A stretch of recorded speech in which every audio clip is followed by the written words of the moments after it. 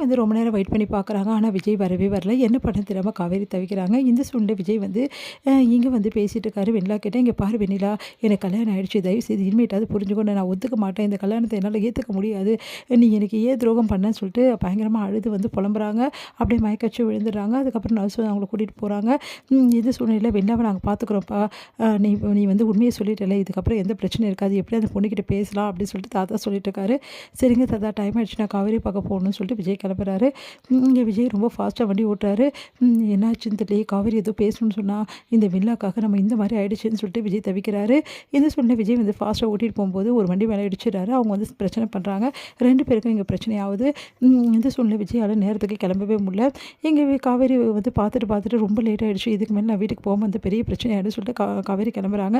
இந்த சூழ்நிலை காவேரி வந்து வெளியே வராங்க, கோயிலுக்கு வெளியே. அப்போ கரெக்டாக காவேரிக்கு அப்படியே மயக்கம் ஏற்படுது. அப்படியே மயங்கி விழ போகிறாங்க. கரெக்டாக நிவின் அந்த டைமில் பார்த்துட்டு அதிர்ச்சி அடைகிறாரு.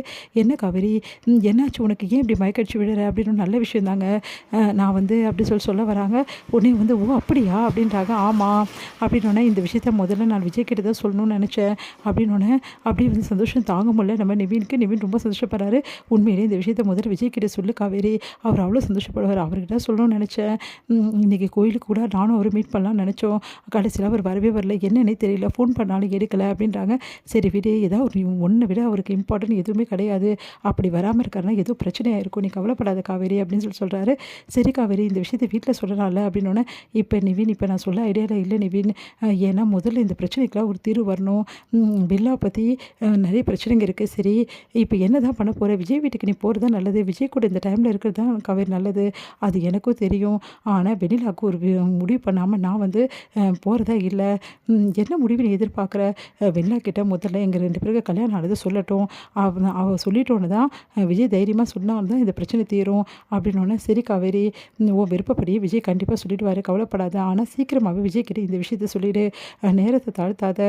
ஏன்னா விஜய் ரொம்ப சந்தோஷப்படுவார்" அப்படின்னோடனே, "எனக்கு புரியுது நிவின்" அப்படின்றாங்க. "சரி வீட்டுக்கு வா, நம்ம போயிட்டு எல்லாருக்கிட்டையும் ஸ்வீட் வாங்கி எல்லாருக்கிட்டையும் சொல்லிவிடு" அப்படின்னு சொன்னோன்னே, "அதெல்லாம் ஒன்றும் தேவையில்லை. இப்போ நான் யார்கிட்டையும் சொல்கிறதா இல்லை. முதல்ல இந்த விஷயம் விஜய் கிட்ட தெரியணும். அதுக்கப்புறம் விஜய்க்கு எனக்கும் உள்ள பிரச்சனைகள்லாம் தீர்ந்துச்சு. இப்போ ஜஸ்ட்டு வந்து இருக்கிறது அந்த வெண்ணிலா பற்றி தான். வெண்ணிலாவோட பிரச்சனையும் தீர்ந்துச்சுன்னா அதுக்கப்புறம் எங்களுக்கு எந்த பிரச்சனையும் இல்லை. நாங்களே எல்லாருக்கிட்டையும் சொல்லிடுவோம்" அப்படின்னோடனே, "ரொம்ப சந்தோஷம் காவேரி" அப்படின்றாரு. அப்புறம் நிவின், "உங்ககிட்ட ஒரு விஷயம்" அப்படின்னோடனே, "என்ன காவேரி? தயவு செய்து இந்த விஷயத்தை யாருக்கிட்டையும் சொல்லாதீங்க, இன்க்ளூடிங் வந்து யமுனா கிட்ட ப்ளீஸ்" அப்படின்னோடனே, "இல்லை காவேரி, நான் சொல்லலை. ப்ளீஸுங்க. அன்றைக்கே அந்த விஷயத்தை நீங்கள் சொல்லிட்டீங்க. இதனால் பெரிய பிரச்சனையை நான் வந்து அட்டென்ட் பண்ணேன். தயவுசெய்து இனிமேட்டு சொல்லாதீங்கங்க. இந்த விஷயத்தை நீங்கள் சொன்னீங்கன்னு வச்சுக்கோங்களேன், யமுனா வந்து வீட்டில் வந்து சொல்வா. அதுக்கப்புறம் எங்கள் அம்மாவுக்கு தெரியும். எங்கள் அம்மா வந்து நீ வந்து விஜய் கூட போய் வாழுன்னு அனுப்பிச்சிடுவாங்க. ஆனால் விஜய் வீட்டுக்கு நான் இப்போ போக முடியாது. ஏன்னா வெண்ணிலாவோட விஷயம் இருக்குது. கொஞ்சம் புரிஞ்சுக்கங்க ப்ளீஸ். எனக்காக இந்த விஷயத்தை யார்கிட்டையும் சொல்லாதீங்க." "சரி காவேரி, நான் ப்ராமிஸாக யார்கிட்டையும் சொல்ல மாட்டேன், போதுமா?" அப்படின்னு சொல்கிறாரு. சரின்றாங்க. "பாரு காவேரி, நீ யார்கிட்ட சொல்லு, சொல்லாமல் போ. அது ஒரு பெரிய விஷயம் இல்லை. ஆனால் விஜய்கிட்ட இந்த விஷயத்த மறக்காமல் சொல்லிவிடு. ஆனால் விஜய்கிட்ட நீ சொன்னால் தான் வந்து இந்த பிரச்சனைக்கு தீர்வு வரும்னு எனக்கு தோணுது.